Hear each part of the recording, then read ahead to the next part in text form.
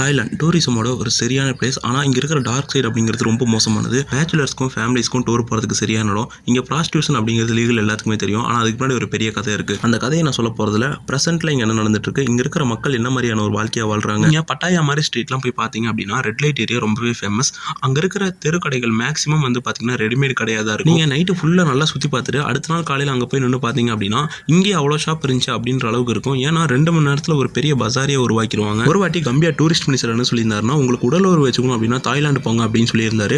இது தாய்லாண்டில் ஒரு மிகப்பெரிய ப்ராட்டஸ்டாக மாறிச்சு. தாய்லாந்து கவர்மெண்ட் நாங்கள் என்ன இன்டர்நேஷனல் ரெட் லைட்டா அப்படின்னு கேள்வி கேட்டதுக்கு கம்பியா பிரசிடென்ட்ஸ் மினிஸ்டர்ஸ் எல்லாருமே பகிரங்கமாக மன்னிப்பு கேட்டிருந்தாங்க. இங்கே ப்ராஸ்டியூஷன் லீகலாக இருந்தாலும் கூட இங்கே ஒர்க் பண்ணுற செக்ஸ் ஒர்க்கர்ஸ்க்கு நிறைய ரூல்ஸ் அண்ட் ரெகுலேஷன்ஸ் இருக்கு. 2015 $6.4 பில்லியன் இந்த ப்ராஸ்டியூஷன் மூலமாக மட்டும் இந்த கவர்மெண்ட்டுக்கு லாபமாக கிடைச்சிட்டு இருக்கு. 2003 ப்ராஸ்டியூஷனை லீகலைஸ் பண்ணியிருக்காங்க தாய்லாந்து கவர்மெண்ட். 2014 டோட்டலாக ஸ்டாப் பண்ணும் அப்படின்னு நினச்சப்ப அப்பதான் உங்களுக்கு தெரியுது இது மூலமாக தான் நமக்கு ஜிடிபியே க்ரோத் ஆகுது. இது மேலே கையை வச்சோம் அப்படின்னா எக்கனாமிக்கலாக நம்ம ரொம்ப வீக் ஆயிரும் அப்படின்னு தெரிஞ்சுக்கிட்டு அதை அவங்க ஸ்டாப் பண்ணாமல் கண்டினியூ பண்ணிகிட்டே இருந்திருக்காங்க. சொல்லப்போனால் இதுக்கப்புறம் தான் அந்த கவர்மெண்ட் ஓப்பனாகவே இதுக்கு அட்வர்டைஸ்மெண்ட்டே பண்ண ஆரம்பிச்சிருக்காங்க.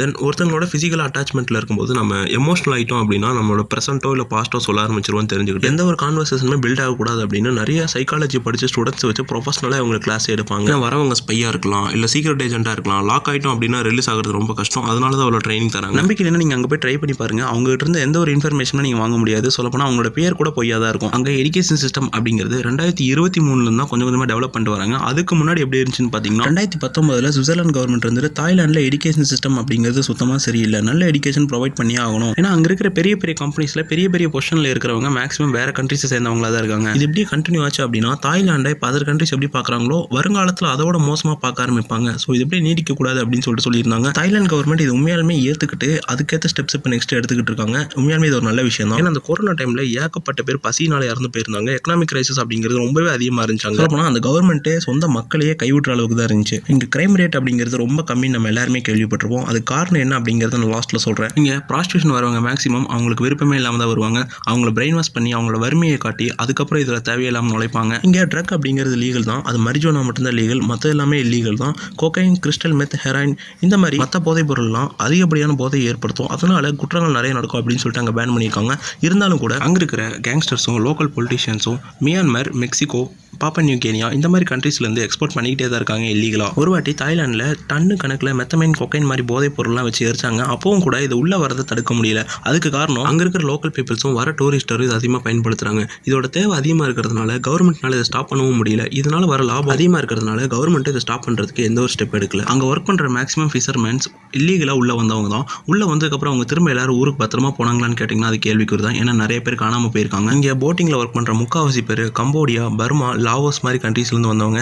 ஏன்னா அந்த கண்ட்ரீஸில் வேலை வாய்ப்பு அப்படின்றது ரொம்ப கம்மி. அது மட்டும் இல்லாமல் இதில் ஒர்க் பண்ணுற நிறைய பேர் சைல்டு லேபர்ஸ் தான். ஒவ்வொரு கண்ட்ரீஸ்லையும் சில சீக்ரெட் ஏஜென்ட் வச்சுப்பாங்க. அவங்க என்ன பண்ணுவாங்கன்னா அங்கே இருக்கிற மக்களோட நிலைமையை தெரிஞ்சுக்கிட்டு அதுக்கேற்ற மாதிரி அவங்கள பிரெயின் வாஷ் பண்ணி போலி டாக்குமெண்ட், போலி பாஸ்போர்ட் அப்படின்னு ரெடி பண்ணி அவங்கள தாய்லாந்து அனுப்பி வச்சிருவாங்க. இந்த வேலை ஒரு கண்ட்ரிலேருந்து இன்னொரு கண்ட்ரிக்கு நடக்கிறதுனால இதுக்கு பின்னாடி ஒரு பெரிய பிளாக் மார்க்கெட்டே இருக்குது. பின்னாடி ஒரு பெரிய மாஃபியாவே இருக்குது. பெரிய பெரிய பொலிட்டிஷியனும் பெரிய பெரிய கவர்மெண்ட் எம்ப்ளாயிஸ் இருக்கிறதுனால இதை தடுக்கிறது ஒரு இம்பாசிபிளான விஷயமா இருக்குது. அது மட்டும் இல்லாமல் இங்கே வரவங்க மேக்ஸிமம் போலி டாக்குமெண்ட் வச்சு வரதுனால அதை கண்டுபிடிக்கிறது ஒரு பெரிய வேலையாக இருக்குது. நிறைய பேர் இங்கேருந்து தப்பிச்சு போயிருக்காங்க. நிறைய பேர் இங்கேருந்து தப்பிச்சு போக முயற்சி பண்ணி உயிரை விட்டுருக்காங்க. கடலுக்கு மீன் பிடிக்க போன பல பேரோட நிலைமை என்ன ஆச்சுன்னே தெரியல. தாய்லாந்து வெளியிருந்து பார்க்குறவங்களுக்கு ஒரு சொர்க்க பூமியாக தெரிஞ்சாலும் உள்ள வேலை செய்கிறவங்களுக்கு அது ஒரு நரகம் தான். இங்கே நிறைய சைல்டு லேபர்ஸ் இருக்காங்க. அவங்களெல்லாம் எப்படி கார்னர் பண்ணுவாங்கன்னா உங்க அப்பா எங்க இருக்காருன்னு எனக்கு தெரியும் அப்படின்னு சொல்லி கூட்டிட்டு போய் அங்கே வேலைக்கு சேர்த்து விட்டுருவாங்க. அதர் கண்ட்ரீஸ்லேருந்து இங்கே வந்து ஏகப்பட்ட ஜேர்னலிஸ்ட் இங்கே நடக்கிற ஸ்கேம்ஸை பற்றியும் இங்கே எப்படி ஒர்க்கர்ஸ் லேவாக மாற்ற போடுறாங்க அப்படின்றத பற்றியும் நிறைய ஆர்டிகல்ஸ் எழுதியிருக்காங்க. பட் எதுவுமே பப்ளிஷ் ஆனது கிடையாது. ஏன் அவங்க எல்லாரும் மர்மமான முறையில் கொல்லப்பட்டிருக்காங்க. அதுவும் ரொம்ப ப்ரூட்டலாக பல நாள் சித்திரவதை பண்ணி கொல்லப்பட்டிருக்காங்க. பாத்திமா அப்படின்ற இவங்க ஒரு கிராமத்துலேருந்து சிட்டிக்கு வேலைக்காக வந்திருக்காங்க. ஒரு ஏஜென்ட்டை நம்பி ஒரு இடத்துல போய் மாட்டிக்கிட்டு ஒரு ஃபிஷர் உமனா அவங்க வேலைக்கு சேர்த்து விடப்படுறாங்க. சேர்த்து விட்டதுக்கப்புறம் பல நாள் சித்திரவதை அனுபவிக்கிறாங்க. அந்த இடத்த விட்டு வெளியே வரவும் முடியாது. அவங்களுக்கு உடம்பு சரியில்லைனாலும் கூட லீவும் தர மாட்டாங்க. அங்கே இருக்கிற யாராச்சும் எதிர்த்து கேள்வி கேட்டாலும் கூட அவங்களோட கதை முடியும். இந்த மாதிரி ஒரு இடத்துல யாராச்சும் வேலை செய்யணும்னு நினைப்பாங்களா? அதே தான் பாத்திமாவும் நினைக்கிறாங்க. அங்கேருந்து தப்பிச்சு போகணும் அப்படின்னு நினைக்கிறாங்க. அதுக்கேற்ற பிளானும் கொஞ்சம் வருஷத்துலேயே அங்கேருந்து தப்பிச்சு வந்துடுறாங்க. ஆனால் அந்த வேலை செஞ்ச கொஞ்ச நாளில் அவங்க உடம்புல நிறைய மாற்றங்கள் ஏற்பட்டுச்சு. LPN அப்படின்னு ஒரு டீம் உருவாக்குறாங்க. லேபர் ப்ரொடக்ஷன் நெட்வொர்க் அப்படின்னு ஒரு ஆர்கனைசேஷன் ஃபார்ம் பண்ணி இனி தன்ன மாதிரி யாரும் கஷ்டப்படக்கூடாதுன்னு நினைக்கிறாங்க. தாய்லாண்டில் மட்டும் இது வரைக்கும் 2000 பேர் பக்கம் காப்பாற்றிருக்காங்க.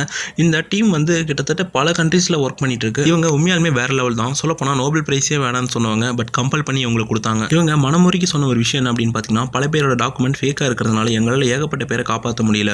சப்போஸ் அவங்கள பற்றின டீட்டெயில்ஸ் கலெக்ட் பண்ணாலும் கூட அதுக்குள்ளே அவங்க காணாமல் போயிடுவாங்க. உண்மையாலுமே இந்த ஃபாத்திமா அப்படின்றவங்க வேற லெவல் தான். ஏன்னா இவங்களை பற்றி என்ன சொல்கிறதுனே தெரியல.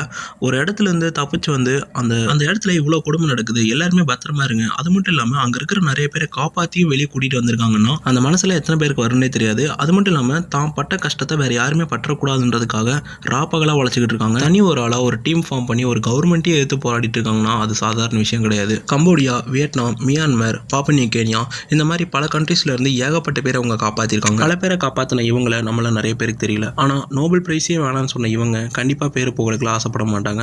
இந்த நாட்டோட மன்னரும் இதுக்கு ஒரு முக்கிய காரணம். ஏன்னா தாய்லாண்டில் மொத்தம் 21 நியூஸ் சேனல் இருக்குது. அதில் 7 இவரோட கட்டுப்பாட்டில் டைரக்டாக இருக்குது. மிச்சம் 14 நியூஸ் சேனல் இன்டைரக்டாக அவரோட கண்ட்ரோலில் இருக்குது. ஏதாவது சென்சேஷன் நியூஸ் இல்லை முக்கியமான நியூஸ் போடணும் அப்படின்னா இவர்கிட்ட பர்மிஷன் வாங்கணும், இல்லை அப்படின்னா இவங்களோட ஃபேமிலி கிட்ட பர்மிஷன் வாங்கணும். இந்த நாட்டோட மன்னர் பேர் மகாவர்ஜுனா லாங்கன். ஆனால் எல்லாருமே ஒரு ராமா 10 கூப்பிடுவாங்க. ஏன்னா இவங்களோட குடும்பம் தான் இங்கே 10 தலைமுறை ஆட்சி செஞ்சுட்டு இருக்கு. அதனால தான் இவங்களை ராமா 1, ராமா 2, ராமா 3 கூப்பிடுறாங்க. அந்த வரிசையில் ஒரு ராமா 10. கிம் ஜாங் உன் அவர் எப்படி நார்த் கொரியாக்கோ அதே மாதிரி தாய்லாண்டில் இவங்க 2 பேருக்குமே போட்டி வச்சா யார் ஜெயிப்பானே சொல்ல முடியாது. ஏன்னா அந்த அளவுக்கு சொந்த நாட்டிலேயே அவ்வளோ ரூல்ஸை போட்டு வச்சிருக்காங்க. தாய்லாண்டில் மன்னராட்சி தான் அப்படின்னு நம்ம எல்லாருக்குமே தெரியும். நான் முன்னாடியே சொன்னேன், இவரை பற்றி கடைசியாக சொல்கிறேன். இந்த கண்ட்ரியில் நடக்கிற முக்காவாசி கிரைம் இவரோட தலைமையில் தான் நடக்குது.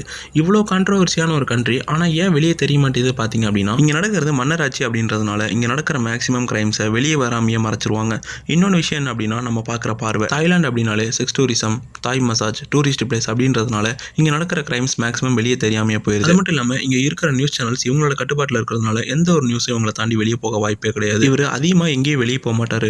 ஆனால் கொஞ்சம் வருஷத்துக்கு முன்னாடி ஒரு இன்டர்வியூ கொடுத்திருந்தாரு. அதுதான் இவர் கொடுத்த ஃபர்ஸ்ட் இன்டர்வியூ. அந்த இன்டர்வியூ எது கொடுத்தாருன்னு பார்த்தீங்கன்னா தாய்லாந்து மக்கள் எங்களுக்கு பேச்சு சுதந்திரம் வேணும் அப்படின்னு சொல்லிட்டு போராட்டம் பண்ணிட்டு இருந்தாங்க. அதுக்காக கொடுத்தது அந்த இன்டர்வியூ. அதில் வந்து பார்த்தீங்கன்னா 3 வார்த்தை தான் அவர் பேசியிருந்தார். அந்த வீடியோ என்னால் போட முடியல, காப்பிரைட் ஸ்ட்ரைக் வருது. அதனால் அவர் என்ன சொன்னார் அப்படின்னு நான் சொல்லிடுறேன். நோ கமெண்ட்ஸ், மக்களை நான் மதிக்கிறேன், போயிட்டு வரேன், அவ்வளோதான். ஒரு நாட்டோட மன்னன் பதவிக்கு வந்து 13 வருஷம் கழிச்சு மக்கள்கிட்ட ஓப்பனாக அப்பீரியன்ஸ் கொடுக்கும்போது அவர் பேசின 3 வார்த்தை இது. அதுக்கு கிம் ஜாங் உன்னாச்சும் பரவாயில்ல, ஒரு அரை மணி நேரம் இல்லை 1 மணி நேரம்னாச்சும் வந்தால் பப்ளிக் கிட்டேயோ இல்லை ஏதாவது ப்ரெஸ் மீட்னாலும் பேசிட்டு தான் போவார். ஆனால் இவர் பேசுறது எல்லாமே அவ்வளோ சூப்பராக இருக்கும். அவ்வளோ தெளிவாகவும் அவ்வளோ அக்ரெசிவாகவும் பேசுவார். எனக்கு கொரியன் தெரியாது, நான் இங்கிலீஷ் சப்டைட்டில் தான் பார்ப்பேன். இப்போ ரீசெண்டாக கூட நார்த் கொரியாவுக்கும் சவுத் கொரியாவுக்கும் ஒரு சின்ன உரசல் மாதிரி ஏற்பட்டுச்சு. அப்போ கிம் ஜாங் என்ன சொல்லியிருந்தாருன்னா, நாங்கள் போகிற விரும்ப மாட்டோம், ஆனால் தேவைப்பட்டால் கண்டிப்பாக செய்வோம் அப்படின்ற மாதிரி சொல்லியிருந்தாரு. அது மட்டும் இல்லாமல் நார்த் கொரியாவும் சவுத் கொரியாவும் திரும்ப ஒன்று சேர்றதுக்கான வாய்ப்பு இருக்குது அப்படின்ற மாதிரி சொல்லியிருந்தாரு. ஒரு சின்ன தீப்பறி மாதிரி பொழுத்தி போட்டிருக்காரு. சொன்ன கரெக்டாக ஒரு வாரத்துக்கு முன்னாடி நார்த் கொரியாவும் சவுத் கொரியாவும் என்றைக்குமே ஒன்று சேராது அப்படின்ற மாதிரி சொல்லியிருந்தாரு. இங்கே மேட்ரே இதுதான். இவர் சேருன்னு சொல்கிறாரா இல்லை சேராதுன்னு சொல்கிறாரா? இதெல்லாம் முடிஞ்சதுக்கப்புறம் இப்போ தாய்லாண்டை பற்றி பார்ப்போம். தாய்லாண்டில் இவ்வளோ விஷயங்கள் நடக்குது. இதை பற்றி நீங்கள் என்ன நினைக்கிறீங்க? ஏன் வெளியே அதிகமாக தெரிய மாட்டேங்குது? நார்த் கொரியாவில் ஒரு சின்னதாக நியூஸ் வந்தாலும் கூட அது உலக லெவலில் ஃபேமஸ் ஆயிருது. ஆனால் தாய்லாண்டில் இவ்வளோ பெரிய விஷயங்கள் நடந்தும் கூட வெளியே தெரியாமல் இருக்குது. அதுக்கு என்ன அர்த்தம்? ஒரு கவர்மெண்ட்டால் எவ்வளோ விஷயங்கள் தான் மறைக்க முடியும்? இவ்வளோ கிரைம்ஸ் நடந்தும் கூட உலக நாடுகளோட பார்வை ஏன் இந்த கண்ட்ரி மேலே திரும்ப மாட்டேங்குது? அது மட்டும் இல்லாமல் இந்த வீடியோவில் கிட்டத்தட்ட ஏகப்பட்ட வீடியோ கிளிப்ஸை நான் வந்து கட் பண்ண வேண்டியதாக போச்சு. ஏன்னா இந்த வீடியோவை இதோட நான் 3-4வது வாட்டி வந்து பார்த்திங்கன்னா அப்லோடு பண்ணுறேன். தாய்லாண்டுக்கு வேலைக்கு வர நிறைய பேர் வேறு கண்ட்ரீஸ்லேருந்து வருவாங்க. அவங்க ஏன் வெளியே வந்து இங்கே நடக்கிற கிரைம்ஸை பற்றி பேச மாட்டாங்க? இந்த ஃபாத்திமா அப்படின்ற ஒருத்தவங்க மட்டும் ஒரு கவர்மெண்ட்டையும் எதிர்த்து போராடுறாங்கன்னா அவங்களுக்கு பின்னாடி என்ன பேக்ரவுண்ட் சப்போர்ட் இருக்குது? இந்த எல்பிஎன் அப்படின்றது ஏகப்பட்ட கண்ட்ரீஸ்லேருந்து ஏகப்பட்ட பேரை காப்பாற்றிருக்காங்க அப்படின்னா பல கண்ட்ரீஸில் இவங்கெல்லாம் எப்படி போய் ஸ்லேவ்ஸாக ஒர்க் பண்ண ஆரம்பிக்கிறாங்க? இந்த ஏஜென்ட்ஸ் எல்லாம் எப்படி இவ்வளோ பேரை வேறு கண்ட்ரீஸ்க்கு வேலைக்கு தைரியமாக அனுப்புகிறாங்க? இதுக்கு பின்னாடி எவ்வளோ பெரிய பொலிட்டிக்கல் பவர் விளையாடுது? இது எல்லாமே ஒன்றுனா தெரிஞ்சுக்கணும் அப்படின்னா இனி டிப்டாப் சேனலை சப்ஸ்கிரைப் பண்ணிடுங்க. இனி அடுத்த வர டாபிக்ஸில் இந்த மாதிரி வீடியோஸ்லாம் நீ நிறைய பார்க்கலாம். தென் உங்களுக்கு ஏதாவது வீடியோ வேணும் அப்படின்னா கமெண்ட் சேனலில் கமெண்ட் பண்ணுங்க. நான் அந்த வீடியோ கண்டிப்பாக போடுறேன். மறக்காமல் நம்ம சேனலை சப்ஸ்கிரைப் பண்ணியிருக்கேன். தென் பை.